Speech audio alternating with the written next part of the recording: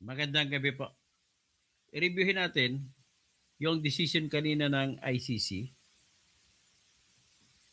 Appeals Chamber, laban kay Digong Duterte. In other words, nag-decision sila na walang in-affirm nila na tama ang pretrial chamber sa pagsasabi na mayroong jurisdiction ang ICC. Ito, isa-isay natin yung mga sinasabi na in passing kung ano ang sinabi ng ICC. Ang sinabi ng ICC una, yung majority ito 4 ang bumoto na may jurisdiction at isa naman ang bumoto kontra sa jurisdiction. So, ang sinabi in passing ng mga judges na majority, ang unang ground ay binasura nila. Itong unang ground ay patungkol sa sinabi ni Attorney Kaufman tsaka grupo niya na nagkamali yung pretrial chamber sa pagsasabi na yung Article 127 Paragraph 2 na yung patungkol ito sa preliminary examination na lex specialis at kung ikumpara mo siya sa Article 12 ng statute. So, ang ikalawa na sinabi na dininay nila na yung hindi daw nagkamali ang pretrial chamber sa pagsasabi na ang preliminary examination ay isang matter na under consideration na magsapat na magbibigay ng jurisdiction sa ICC para litisin at husgahan si Digong Duterte. Yan ang pangalawa. Pangatlo, sinabi nila na hindi nagkamali ang pretrial chamber sa pagsasabi na kapag sinabi mo any matter under consideration by the court, capital C, pag sinabi mong court, kasama yung Office of the Prosecutor. So, yan ang pangatlo. Yung pangapat, sinabi nila na hindi nagkamali ang pretrial chamber sa sasabi na ang object at saka purpose ng statute ay dapat nagbibigay ng daan para buksan ang investigasyon kahit na hindi nakasapi ang Pilipinas ng Rome Statute. Yan po ang kanang decision. So having said that, ngayon tatalakay naman natin ang isang judge na kumontra. Itong pumabor kay Digong Duterte. Okay. Siguro maganda ito. Bago ko ipakita yan, pakinggan muna natin yung balita na nilabas para maintindihan ninyo. Na nilabas ito sa lokal na dyaryo. Sa Billionaire News Channel. Pakinggan natin po.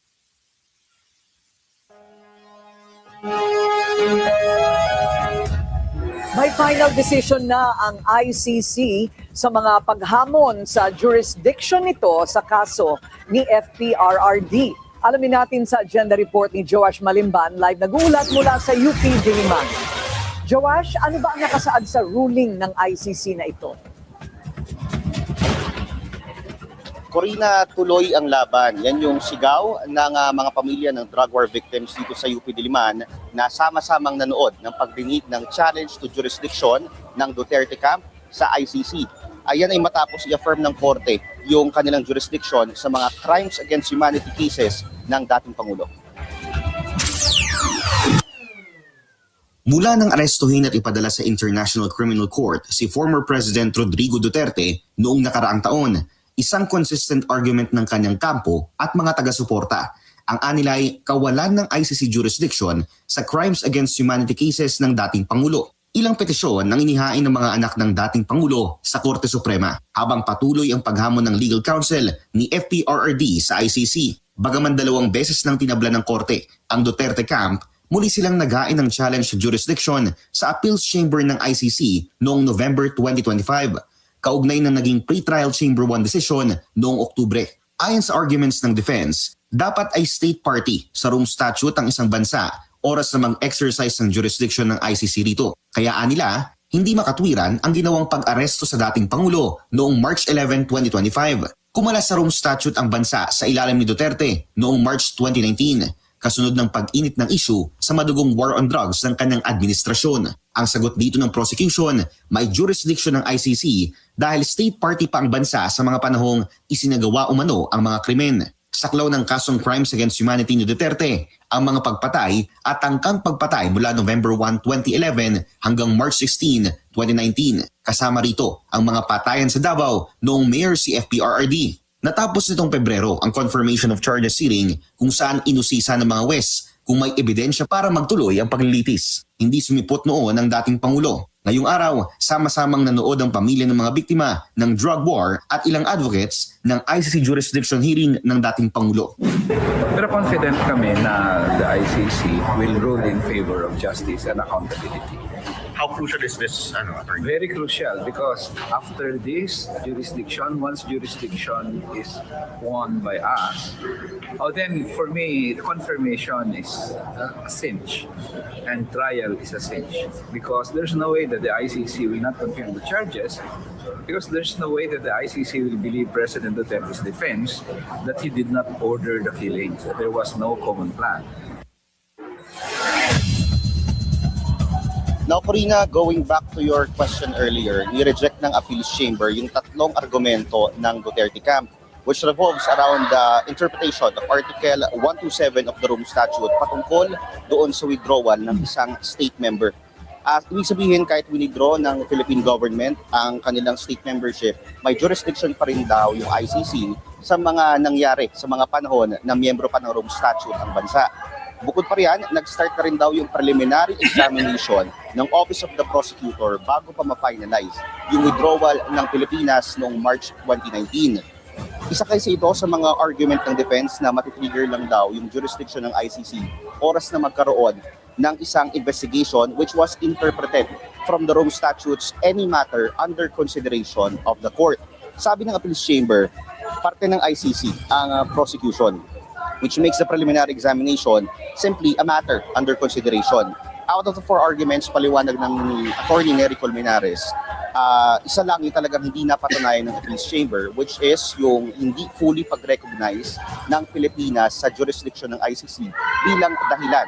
Kaya isinuko si former President Rodrigo Duterte sa Dahig noong March 2025. Nonetheless, nabil din ni Attorney Colmenares na auxiliary o supplemental argument na lamang na ito na hindi fully makakaapekto doon sa jurisdiction ng Korte sa crimes against humanity cases ng dating Pangulo.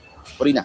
So I guess itong ruling na ito tungkol sa jurisdiction kay FPRRD will set a precedent, Joash, para sa iba pang mga kaso na baka maaari pang ihain dyan sa ICC. So natapos na ang tungkol sa kanyang fitness for trial, natapos na rin itong jurisdiction ng korte sa kanya. Kumusta naman yung tungkol sa charges, confirmation of charges? Thank you, Pinky. Confirmation of charges laban kay FPRRD. Corina, hindi pa nagsa-start full. Kumbaga wala pang sagot. Ito nga, kumbaga pre-trial chamber regarding sa confirmation of charges ni former President Rodrigo Duterte. Pero nakausap natin si Attorney Colmenares kanina at sinabi niya na very crucial itong magiging desisyon o naging desisyon ng appeals chamber sa confirmation of charges hearing ni former President Rodrigo Duterte. Dahil sabi niya kanina, kung daw papaboran ng appeals chamber yung prosecution at yung mga biktima, ay posible na mas malaki yung posibilidad na pagtuloy sa isang full-blown trial ni former President Rodrigo Duterte. Dahil ma-add ko lang din, sinabi rin ng appeals chamber kanina na kumbaga deemed as moot na yung interim release ni FPRRD. Kaya malaki daw yung posibilidad at confident sila Attorney Colmenares sa magtutuloy sa isang full-blown trial itong kaso ni FPRRD. Corina. So hihintayin na lang natin ang petsa. Maraming salamat, Joash Malimban, nag-uulat live mula sa UP Diliman.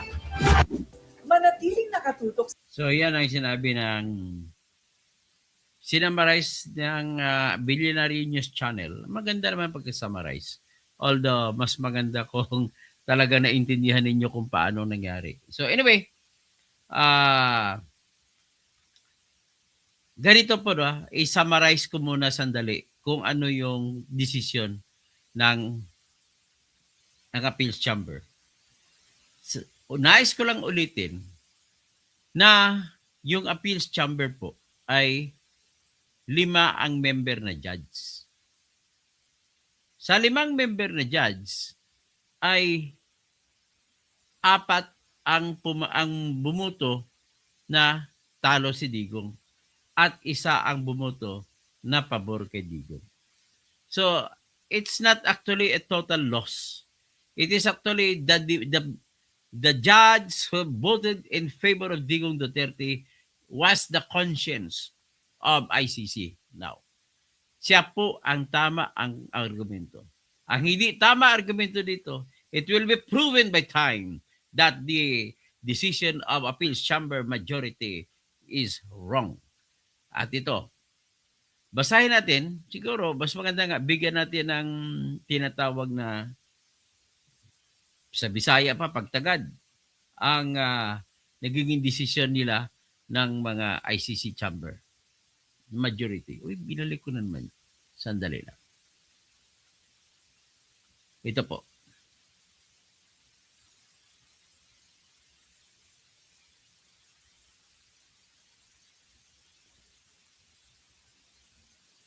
I have a ring that needs your finger. I want you always to remember. Oh no. Habang nag-antay, habang hinahanap ko, kinakantahan ko lang kayo. Want you to be. So, yan na. Siguro nakita na ninyo. Yan. I-summarize lang natin, pasadahan lang natin. So, ito yung unang tingnan natin. Judgment, Pretrial Chamber. So, dito tayo pupunta sa una. Reasons, key findings. Number 1 reason. The interpretation of the Rome Statute is governed by the provisions of Article 21 to 33 of the Vienna Convention of the Law of Treaties. Ngayon, ang tawag po sa lahat ng kasunduan na pang-international sa gitna ng 2 o masubra pa na mga bansa ay may tinatawag dyan, ang tawag dyan ay treaties. Ngayon, sa lahat ng mga kasunduan na treaties ang tawag, mayroon pang isang batas na ginawa pangkalahatan na ano ang gagawin kung sa mga treaty na yun ay may pag-withdraw. Kasi karapatan po, number 1 principle in international law ay karapatan ng bawat bansa na mag-withdraw. Yan po pinaka number 1 na karapatan. So kung nag-withdraw, walang consent ang estado na nag-withdraw. At kung walang consent, hindi pwede na maghimasok ang ICC sa bansa na hindi nagbigay ng tinatag na pagpayag na magkaroon na sasakupin. Biro mo ang epekto nito. Imbis na yung ating sariling korte ang maglilitis at maghahatol kay Digong, sila kukunin nila. Yan po ang nagiging resulta niyan. So, ngayon, ang problema lang dito ay ito po yung factual, yung facts of the case. Summarize ko lang. August 2011 ay bumuto ang 2/3 na mga senador sa Pilipinas na gusto magpa-member ng Pilipinas sa International Criminal Court. At ang isa dyan sa bumuto ay si Bongbong Marcos. Tapos pumasok, naging epektibo sa Pilipinas ang ICC law noong November 1, 2011.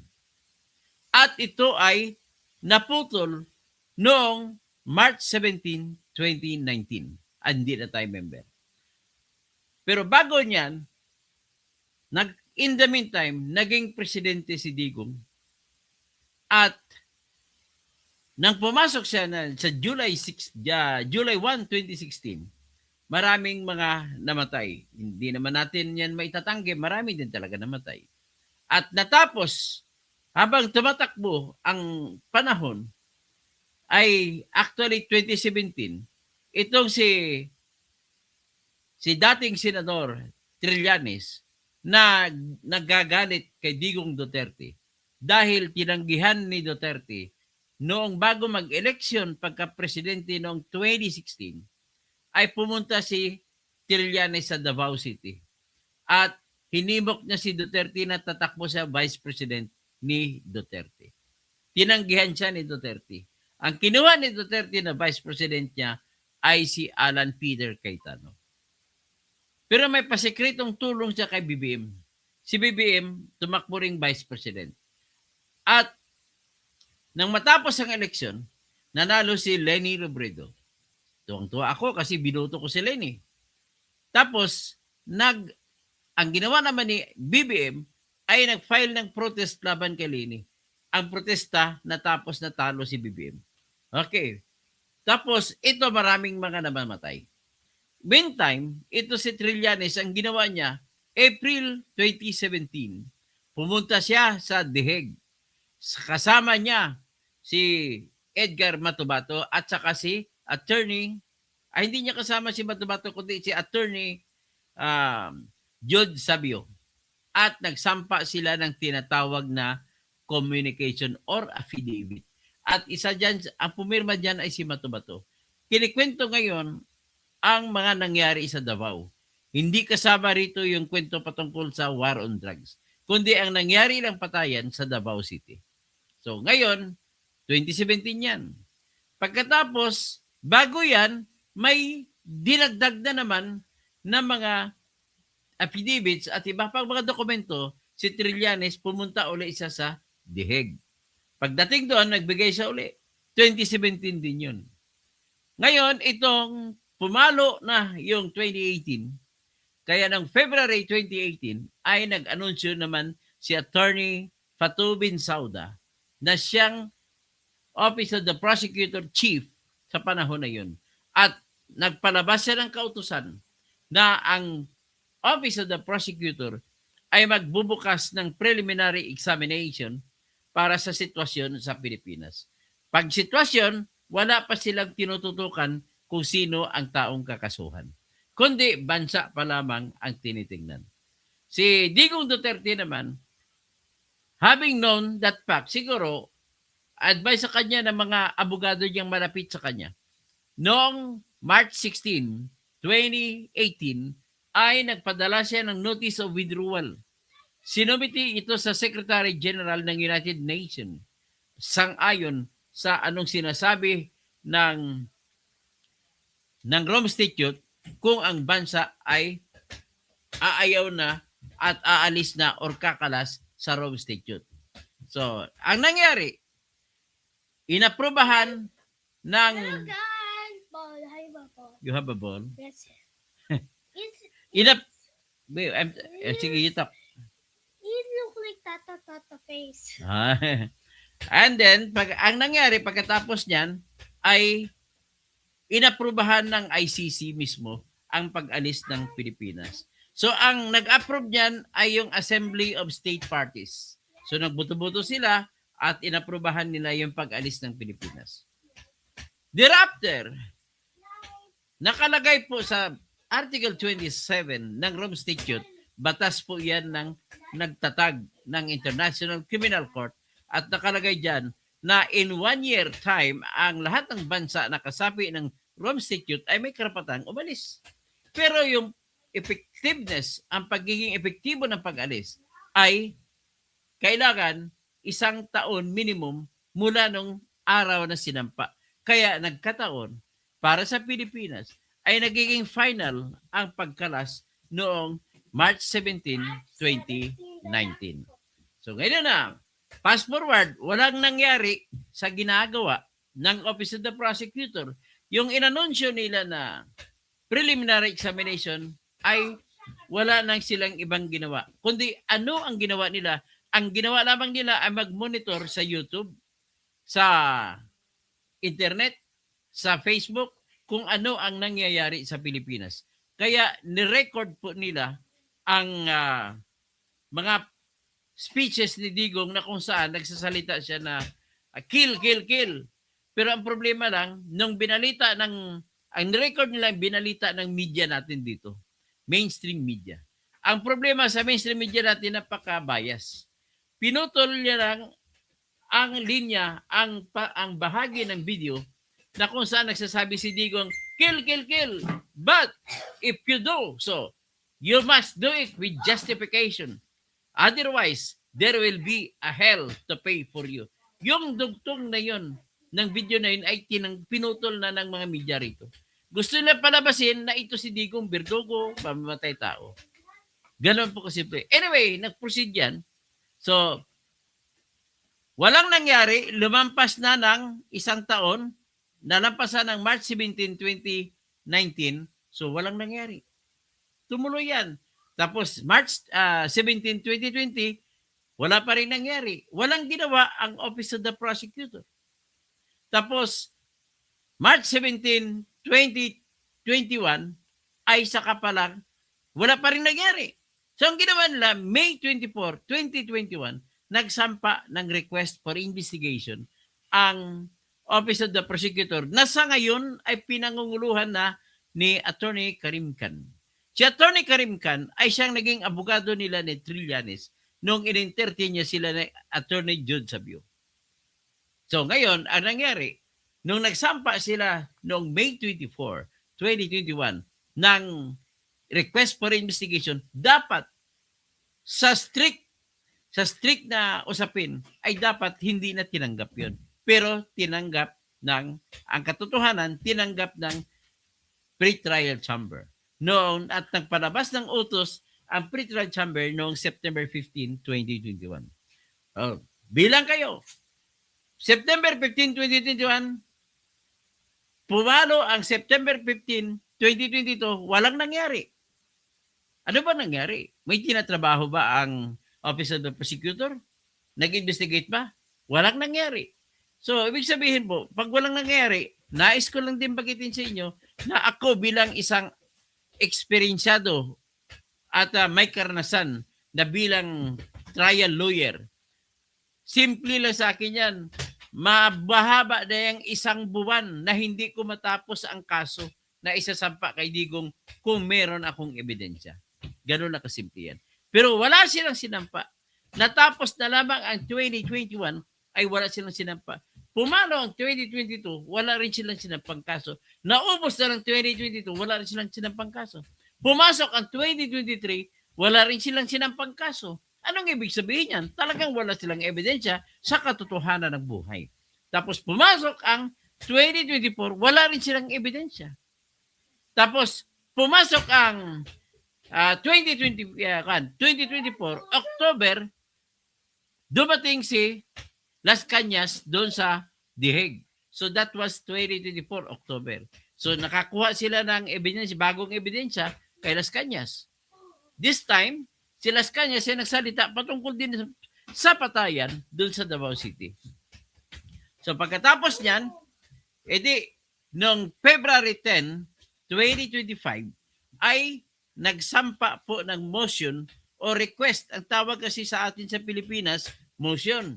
Ang tawag naman sa kanila ay request. Request for warrant of arrest.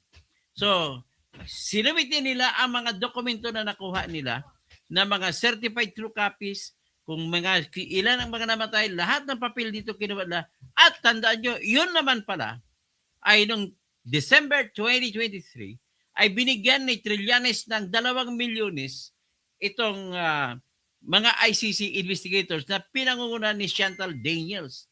So, naniniwala ako dun sa sinabi ng mga 18 na dating sundalo na sila mismo ay nagkasama nila si John Paulo Estrada na taga La Union na tauhan ni Lizaldico at si Mark Tiksay na tauhan din ni Lizaldico nagbitbit sila ng 2 maleta na kung saan tag-iisang maleta ay 56 million pesos ang laman. Pinapalit ito doon sa Makati at ng dollars at nagbitbit sila 2 milyong dolyares.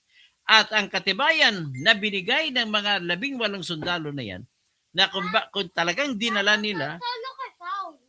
yes. That's that's microphone. That's speaker. So anyway, ang katibayan na natanggap ng ICC investigator ang pera na 2 million ay ganito. Yung katotohanan na yung lahat ng laman ng maleta ng dalawang ICC investigator, ang mga damit nila tinanggal at pinakiusap sa mga 18 na dating sundalo na ipinadala na lang sa DHL na parang LBC kasi hindi na magkasya sa maleta nila ang kanilang mga damit. So, pinadala na lang doon sa to DHL. Ang isa sa Amerika nakatira, ang isa sa Netherlands nakatira. So yan ang pinaka number 1 proof na ang katibayan makukuha mo primera vez ay nakita mo na nagpadala ang mga damit nila ay pinadala sa kanilang bansa sa pamamagitan ng DHL. Anong ibig sabihin? May maleta naman sila. Bakit pinadala? Ibig sabihin po, yan ang pwede mong karugtong na ebidensya by inference, indirect evidence na yan. So by inference, ay masasabi mo na talagang totoo ang sinasabi ng dating 18 Marines na talagang tinanggap nila ang 2 milyon dolyares. Fast forward tayo. March 7, 2025. Nandoon si Duterte sa Hong Kong. Binisita niya mga OFW sa Hong Kong. Nag-speech pa siya dun sa mall sa Hong Kong. So anyway, at umuwi pa siya. Although, nung nandoon siya sa Hong Kong, sabi kwento-kwento na. May kwento-kwento na may warrant of arrest laban sa kanya. Umuwi pa siya. Hinarap niya. Kaya noong March 11, nung dumating siya dito sa Pilipinas sa airport, ay sinalubong siya ni General Nicolas Torre. At pinakita sa kanya sa cellphone ang warrant of arrest. So inaresto siya. Pagkagabi, alas 12 ng gabi, ay pinalipad siya sa eroplano na hinintay nila. Umupa pa sila ng eroplano na Gulfstream. So pinadala ron. Hanggat nakarating si Duterte doon. Alam mo, nais kong bigyan din itong pagpadala sa kanya pag-aresto kasi sinabi po ng Appeals Chamber Judges na ang isa sa binasihan nila para sabihin kahit na nag-withdraw na ang Pilipinas ay pwede pa rin nilang sabihin na may jurisdiction sila sapagkat may voluntary act sa Pilipinas na binigay si Duterte. Yun ang act na yun na pagbibigay kay Duterte, yan po yung manifesto ng Pilipinas na tinatanggap nila kahit pansamantala sa kaso lang ni Duterte ang tinatawag na jurisdiction. So, kita mo, ganun katraidor si BBM. Kaya tayo na mga DDS, tandaan niyo, itanim niyo sa utak niyo, huwag na kayong bumuto ng lahat ng anti-DDS.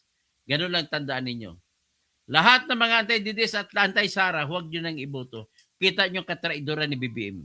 Ipinalibing pa ni Digong Duterte ang kanyang tatay sa libingan ng mga bayani. Hindi naman bayani. Mga peke naman medalya. So anyway, proceed tayo. Pagkatapos nung naaresto siya, dinala siya sa The Hague, March 11. So March 12, dumating siya kasi iba yung oras dito, iba yung oras sa The Hague.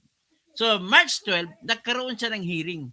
At ininformahan siya na ganito ang kaso mo, pero magkaroon ng tinatag na confirmation of hearing sa ng mga charges laban sa kanya. At doon din sa March 12 din, ang pansamantalang abogado na ginamit niya ay si Attorney Salvador Medialdea na dati niyang executive secretary nung panahon na siya presidente ng Pilipinas. At pagkatapos doon, ininformahan ni Salvador Medialdea ang judge na pretrial chamber na ininformahan niya that Digong Duterte was protesting of the jurisdiction being exercised by the ICC over him because he was kidnapped from Manila. Ganon po. Anyway, nagtataka lang naman ako, despite that strong position na kinidnap siya from Manila at that will no ICC arrest will be validated because of the fact that our constitution in our own country is the most supreme. It is more supreme than any international law, if any. But at the time, you cannot apply International Criminal Court's law, which is the Rome Statute, in the Philippines until now because we are not a member of the International Criminal Court anymore. So, ganoon ang nangyari. Pinadaan ko nun nila sa Interpol ko no. So, lahat ng mamaniobra nila, ginawa nila. So, anyway, nag-trial, nag-set ng schedule ng preliminary, ng confirmation hearing, at in the meantime, nag-file ng motion itong abogado ni Duterte, si Attorney Kaufman, na i-challenge sila ang jurisdiction. So, they request that they be exempted from the jurisdiction over Duterte or the Philippines because of the fact that Philippines was no longer a member of ICC when they applied for authority to investigate Duterte or the Philippines. So, with that, ang argumento na nakuha ay halos kinopya nila ni Attorney Kaufman yung argumento ng abogada na babae na ginamit nila ni Attorney Maynard Guevara sa first challenge nila sa deferment ng investigation. So pag-resume ng investigation, kinukontra nila ni Attorney Maynard Guevara at yan din ang posisyon ni BBM noon. So natalo sila sa pre-trial chamber. Sabi niya, resume ng investigation kasi binigyan kayo ng 1 taon ng palugit kung makaya ng Pilipinas hawakan ng kaso. Ang problema, ang judgment call ng ICC pre-trial chamber, hindi papasa. Sabi niya, libo-libo ang patay na report sa inyo, bakit 61 lang ang na-investiga ninyo? Yan kasi ang nangyari. 61 investigations na, 61 incidents. So, nabalik sa kwan, binasura ng pre-trial chamber yung motion ni Maynard Guevara at nag-apila si Maynard Guevara doon sa appeals chamber, and that was the first time that the question about jurisdiction was raised. So in the level of the appeals chamber decided on July 13, 2023, decided to reject the claim for lack of jurisdiction filed by Maynard Guevara. Ang rason ng ICC chamber noon, ang member ng ICC chamber noon ay si Lord Judge Gutsa Lord Kipanidze, si Judge Perin Bechambaut, at saka yung dalawa dito, si Carranza, yung nagbasa ng decision, at saka si Judge Busa. At ang pumalit dyan sa nawala, nag-retire ang isang pumalit niya si Tomokono Akane ng Japan. At ang isa ay si Judge Dabdin Baguhan. So nevertheless, ang nangyari, binasura ng appeals chamber sa boto na 3-2. 3 ang nagbasura, 2 ang bumuto na pabor sa pagbasura ng jurisdiction sa ICC sa Pilipinas. So ngayon, ang dahilan ay the same din na dahilan ginamit nila ngayon nila Attorney Kaufman. Ang dahilan ay sapagkat nung nag-apply kayo ng authority to investigate or the filing of the case, it was an act of exercising the jurisdiction over the case. So, iniba nila. Ang exercise of jurisdiction is one thing. Ang jurisdiction over the crimes is another thing. Yes, you had jurisdiction over the crimes because it happened at the time when the Philippines was still a member of the ICC. However, it is another thing to say whether you can still exercise the duty. Because it is stated in Article 12 and Article 13 of Rome Statute that before applying for authority to investigate, the state must be a member of the Rome Statute. So, yan ang argumento nila. At ng time na in-apply, May 24, 2021, ay hindi na member ng Pilipinas. So, in the same manner, inulit lamang nila ni Attorney Kaufman ang argumento sa pretrial chamber. Binasura ng pretrial chamber ang motion nila ni Kaufman. So ngayon, ang decision ng pretrial chamber ay ganito. Yes, naniniwala kami na mali, wala ng jurisdiction ang tinatag nito, ang ICC, sapagkat hindi nakasapi ang Pilipinas ng ICC. Tama. Sabi ng ICC pretrial chamber sa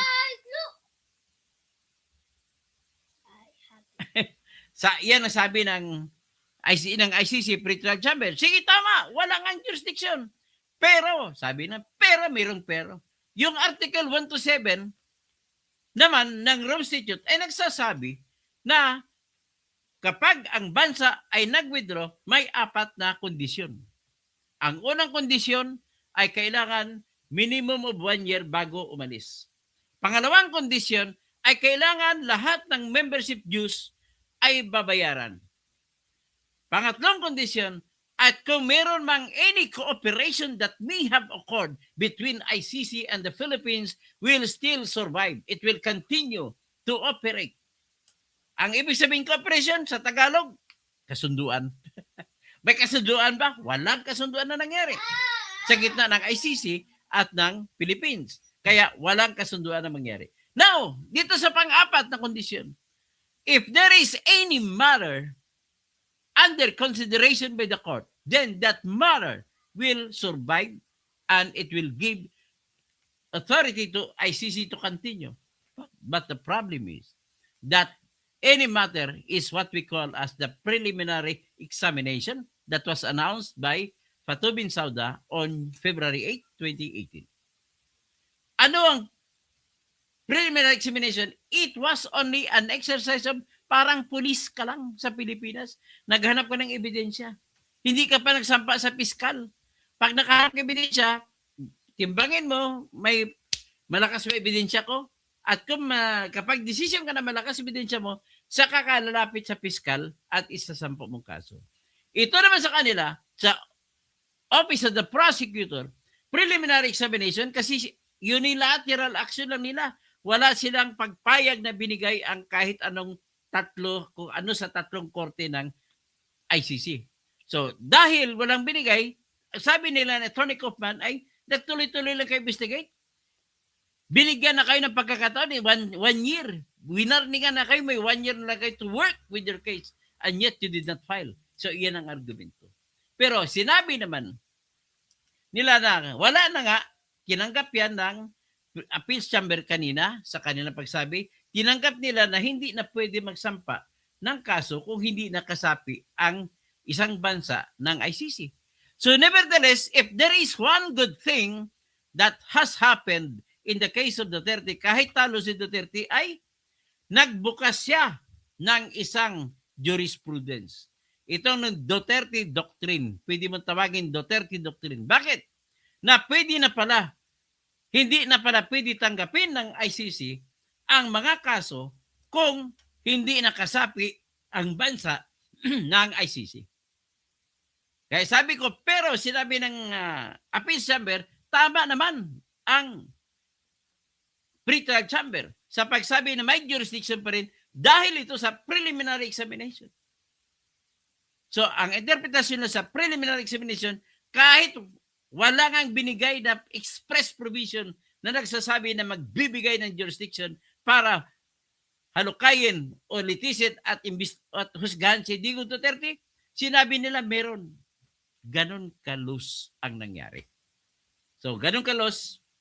At isa pa, pag sinabi mo, any matter under consideration by the court, so sinabi nila, yung gawa ng Office of the Prosecutor ay tinitingnan na rin na gawa ng court. Kasi, katwiran nila, Office of the Prosecutor is one of the 4 organs of the International Criminal Court. The first organ is the Office of the President. The second organ is the Office of the Courts. 3 ang court. The Appeals Court, the Pretrial Chamber Court, and then the Trial Court. And then, the third one is the Office of the Prosecutor. And then the fourth and the last chamber or division or organ is the Office of the Register. Yung Office of the Register, parang clerk of court din sa Pilipinas. So, yan po ang ginawa nila. So, that is number 2 reason. Actually, isa pa sa rason nila ay kahit wala ng jurisdiction ang ICC sa Pilipinas, pero nagbigay naman ng jurisdiction ang Pilipinas nung inaresto ninyo si Duterte at tinapon ninyo dito sa dihig. Kalahin nyo. Tandaan nyo yan ng mga DDS. Yan ang katraidor ang ginawa ni BBM. So nevertheless, ganon ang nangyari. So ito na ngayon, itatakil natin ngayon, madalian lang ang argumento naman ni Judge Gotcha Lord K. Panidsi. Ito ni siya ngayon ang konsensya ng korte. Siya lang nagsasabi ng tama dito. Yung ibang judge ito, that is not acceptable in the community of intelligent men who are aching to shout, to say that the judgment is wrong.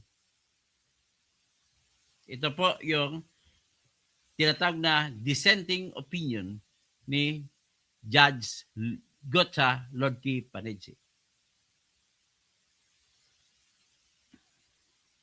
Ito basahin natin ito. So nakita nyo ba?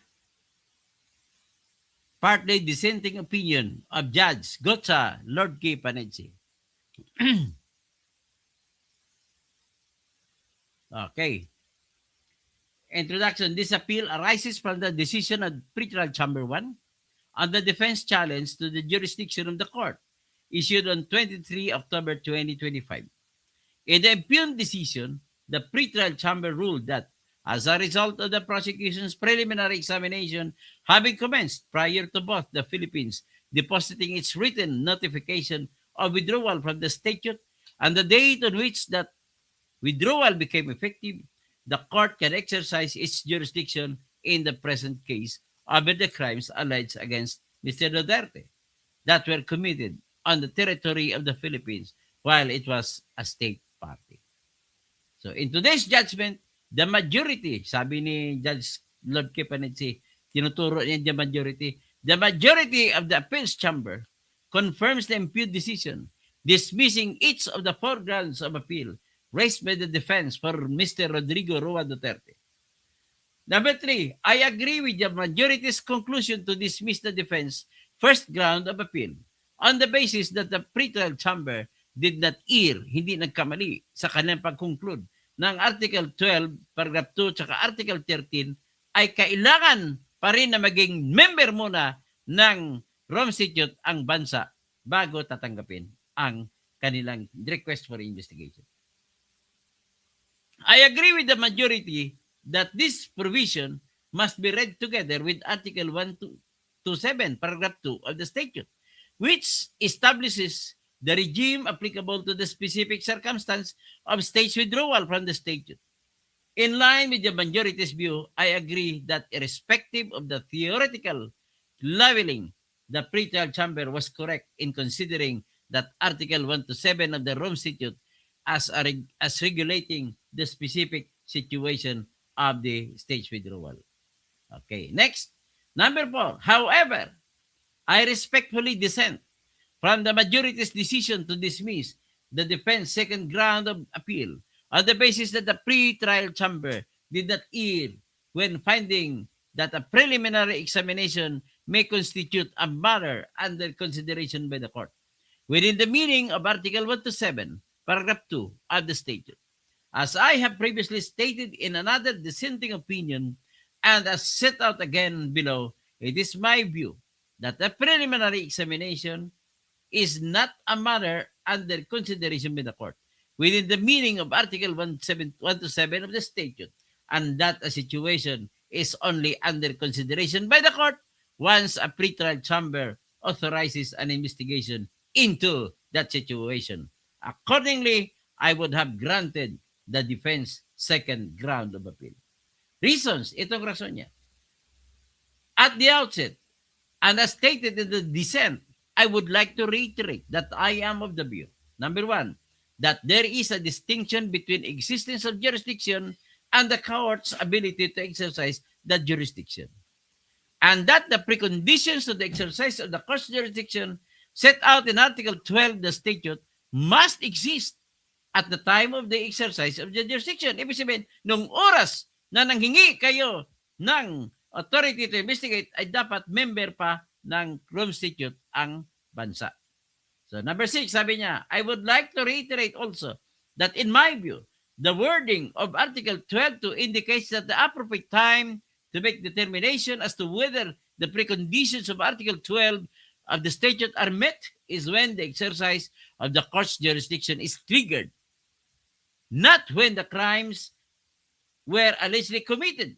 In other words, the preconditions as to the exercise of the court's jurisdiction must exist at the time that the jurisdiction is triggered pursuant to Article 13 of the statute, which in the scenario provided for in Article 13C of the statute, in my view, definitely occurs when the pretrial chamber authorizes the commencement of the investigation pursuant to Article 15 of the statute. So ulitin ko lang, sinabi niya, very clear, na hindi pwede na magkaroon ng authority to investigate ang ICC kung hindi na member ang bansa, ang Pilipinas sa ganitong sitwasyon. So, ibig sabihin sinabi niya, ang iba yung jurisdiction sa krimen nung nangyari. Iyon ay nangyari sa panahon na member pang Pilipinas. Sa may jurisdiction ang ICC sa mga krimen. Pero wala na siyang jurisdiction sa pag-exercise kaya nakakaso ka na ngayon. Wala pong pinag-iba ito sa sitwasyon sa Pilipinas na kung saan pag ikaw ay nakapatay ka ng tao sa Maynila at hindi ka kinasuhan sa loob ng 20 years, wala ka ng karapatang kumaso. Hindi mo na pwede kasuhan ang isang tao kung lampas na ng 20 years. Kasi yan po nakalagay sa Article 90 ng Revised Penal Code na nagsasabi, there is jurisdiction to try to file a case or charge a person in cases that are considered as grave cases or grave offenses, then you have only until 20 years to file the same. Dito rin parang ganun din yan, although it is not called prescription, but it is called a membership to this statute. That is because ang statute mismo kumikilala na lahat ng bansa, the beginning power of any exercise must come from the state. Must come from the consent given by the state. So ganun po yan. So number 7, it is my considered view that just as a state, sana ba yan? That just as a state that is not or is no longer a party to the statute cannot refer a situation to the court under Article 13, paragraph A of the statute, and thus trigger the court's exercise of jurisdiction, though it may accept the jurisdiction of the court under Article 12, paragraph 3. The prosecutor cannot commence the process of triggering the jurisdiction of the court once a withdrawal has become effective and the state in question is no longer a party to the statute. The court's jurisdiction must be triggered before the withdrawal has become effective. Put differently, once the state's withdrawal has become effective, the prosecutor can no longer open an investigation. Number 8, as I have stated before, Article 1 to 7 of the statute guarantees to the state parties a right to withdraw from the statute. And I consider that it is a fundamental right of states to decide whether they want to be bound by a treaty or not. As I am also mindful of the statute's important objective to put an end to impunity, I consider that there is a clear potential for conflict between these two competing considerations, and that there is indeed a risk that a state may use its right to withdraw from the statute in order to shield a certain persons from the court prosecution.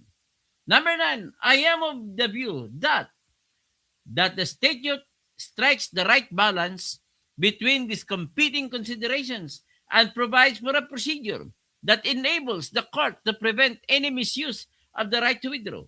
Article 127 of the statute stipulates that the withdrawal shall take effect 1 year after the date of receipt of the notification. Ito yung sinasabi ko na lagi kong ini-insist. Ano pa ang silbi ng karapatan na mag-withdraw kung hindi mo lamang igagalang? Kasi ganito, nag-withdraw ng Pilipinas, dapat wala na, tapos dapat, at alam naman ng Office of the Prosecutor na nag-withdraw ng Pilipinas, kaya dapat na-warningan na sila na 1 year na lang ang kanilang ang kanilang panahon para kumpletuhin ang kanilang trabaho. Ibig sabihin, kasalanan na ng Prosecutor's Office kung hindi nila ginawa at kinumpleto ang trabaho sa loob ng 1 taon na palugit. Purposely, ang pakay ng pagbibigay ng pabor sa pagmagbibigay ng palugit bago magtuluyan ng withdraw ang isang bansa ay para ito na hindi masorpresa ang prosecution. Para makapag-prepare sila. Ngayon, ang hababa. So with that is the worst of all the decisions of the appeals chamber. Nakakakanyan, nakakakonsensya. So therefore, the prosecutor has to make all efforts, gawin niya lahat para matapos na may isampa niya ng kaso sa loob ng 1 taon. So I am of the view, sabi ni Judge Lord Kipanidze, I am of the view that 1 year is sufficient for the prosecutor to conduct preliminary examination and request a pre-trial chamber to authorize 1 year is sapat. Sa mga magaling na abogado, madali lang yan. Sa magaling na abogado kagaya ko, ay magaling ba ako? Hindi smart naman. Ay, 1 buwan lang yan. Kayang-kaya kong gawin ang kaso. So sabi niya, the statute thus gives the court an opportunity to assert its jurisdiction. However, it also respects the state's right to withdraw from the statute and therefore provides for limitations to this power of the court. Without such limitations, the court jurisdiction would stretch to an extent that would defy the assurances and guarantees to the states embedded in the statute. This could have negative repercussions for the entire court system. In the instant situation, since the prosecutor had not proceeded to trigger the court's jurisdiction before the withdrawal became effective, the Republic of the Philippines reasserted what it considered to be its primary jurisdiction. Number 10, Article 127(2) of the statute provides that a state shall not be discharged by reason of its withdrawal from the obligations arising from the statute while it was a party to the statute, including any financial obligations which may have accrued. And number 2, such withdrawal shall not prejudice in any way the continued consideration of any matter which was already under consideration by the court prior to the date of withdrawal becoming effective. Number 11, as I have stated before, pursuant to the first limb of the above sentence of Article 127, Paragraph 2 of the statute, the cooperation duties of the withdrawing state are limited to investigations and proceedings that have commenced prior to the date on which the withdrawal became effective. As noted, saan ba yun? Ulitin ko. Nawala, napigdot ko. Ito na, ulitin ko lang, number 11. As I've stated before, pursuant to first limb of the above sentence of Article 127 of the statute, the cooperation duties of the withdrawing state are limited to investigations and proceedings that have commenced prior to the date on which the withdrawal became effective. As noted in the past, it is my view that the court did retain jurisdiction over the situation in the Republic of Burundi precisely because the former prosecutor sought authorization and pre-trial chamber 3 authorized the investigation before the withdrawal became effective. Number 12, importantly, as to the second limb of the above-mentioned sentence of Article 127(2) of the statute, I consider that the prosecutor's preliminary examinations are not a matter under consideration by the court within the meaning of Article 127(2) of the statute, and that a situation is only under consideration by the court once a pretrial chamber authorizes an investigation into that situation. This is largely due to the informal nature of the preliminary examinations, which do not carry sufficient weight for engaging the court's jurisdiction. In the absence of a pretrial chamber formal authorization of the commencement of an investigation pursuant to Article 15 of the statute, I consider that the last sentence of Article 127, Paragraph 2 of the statute cannot be relied upon to extend the prosecutor's power to submit an Article 15, Paragraph 3 request beyond the time the withdrawal has become effective. Further, in my view, Paragraph 13, crucially, the interpretation of Article 127 of the statute as espoused by the prosecutor cannot be reconciled with the principles of the Vienna Convention on the Law of Treaties and with the intention of the drafters of the statute, as that interpretation would render Article 127 meaningless by allowing to trigger the court's jurisdiction indefinitely. In my view, Article 127 of the statute is contained in the final clauses of Part 13 of the statute. The provisions contained in that part cannot alter the carefully crafted jurisdictional regime contained in Part 2 of the statute. Number 14. For the foregoing reasons, I consider that the pretrial chamber erred in law in its interpretation of Article 127, Paragraph 2 of the statute, namely that the court cannot exercise its jurisdiction over the alleged crimes in this case. As a result, I would have granted the defense second ground of appeal and found that the court cannot exercise jurisdiction in the present case. In view of this conclusion, I do not find it necessary to address the third and fourth grounds. Yeah, nakita niyo kung gaano kagaling ang rason ng judge na kumontra. He is the conscience of the court. Kaya nga, pinresent ko sa inyo. At least alam niyo kung natalo man, don't worry, but at least alam niyo kung bakit natalo. But then, be not afraid. Be not ashamed. Be not cry. Mga DDS, meron pang confirmation of charges na susunod at magdidesisyon yan sa in last week of April, maybe April 29. Ang kagandahan lang dyan sa ICC, pag sinabi nila 120 days, nagdidesisyon kagad. Hindi kagaya sa korte sa Pilipinas na pwede kang kumanta, I can wait forever. Yan. Doon, wala. Dito, I can wait forever talaga sa Pilipinas. So, ngayon, having said that, sa sunod, magle-lecture ako at susulatan ko si Attorney Kaufman ng isa pang humirit pa ng isa. Ang ihirit ko, ipaliwanag ko sa inyo kung bakit. Yung illegal na pag-aresto kay Digong dito ay hindi nagbigay ng karapatan para tatanggapin ng ICC ang jurisdiction. Ang lahat na ginawa na labag sa batas ay null and void. At ang lahat ng mga bagay na ginawa na null and void ay hindi makapagbibigay ng karapatan. Because being null and void, it is interpreted as zero. So, what is zero? Anything, any number multiplied by zero is zero. Sa mathematicians yun. But you can never get any right from anything that is zero from the very beginning. Magandang gabi po sa inyong lahat. Gusto to, mayroon lang court na mari isisita dyan sa ginawa ng ICC. Kung wala, malabo na makalabas si Peradit. Confirm na talaga nila yung charges. Mukhang maleta din sa ICC. Bisayang Laagan, wala talaga yung kwentang ICC kay klarong bayad din.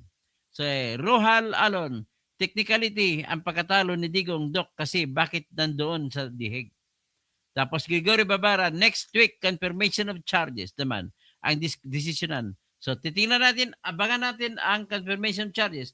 I have a very high hope na mananalo si Digong sa confirmation charges. Napanood naman natin kulang-kulang ang ebidensya nila. Wala, hindi ako nataob kay Conte. John Philip George. Nagkataon lang na yung mali ay nananaig. Yan lang, nagkataon lang na yung kademonyuhan ay nananaig. So, John Philip George, Roland Lubugan, Cordillian, Amic Result, Deadma si Toto. Ano ba yan? Angelo Navarro, talo na naman. Walang problema. May kasunod pa ang laban sa sunod. Sabi ni Gregory Dadar, Bidis, wag na raw kayo bumoto. Hindi na kami bumoto sa mga anti-Duterte, pati Dilaw, tablahin namin yan. Pati kakamping, tablahin namin yan. Lahat ng kandidato na ganun, tatablahin namin. Amador Eugenio, yun, tapos na ang laban. Hindi pa tapos. Nag-umpisa pa lang. So, with that, 1:00, 1 oras na po. Maraming salamat po sa inyo lahat at ako'y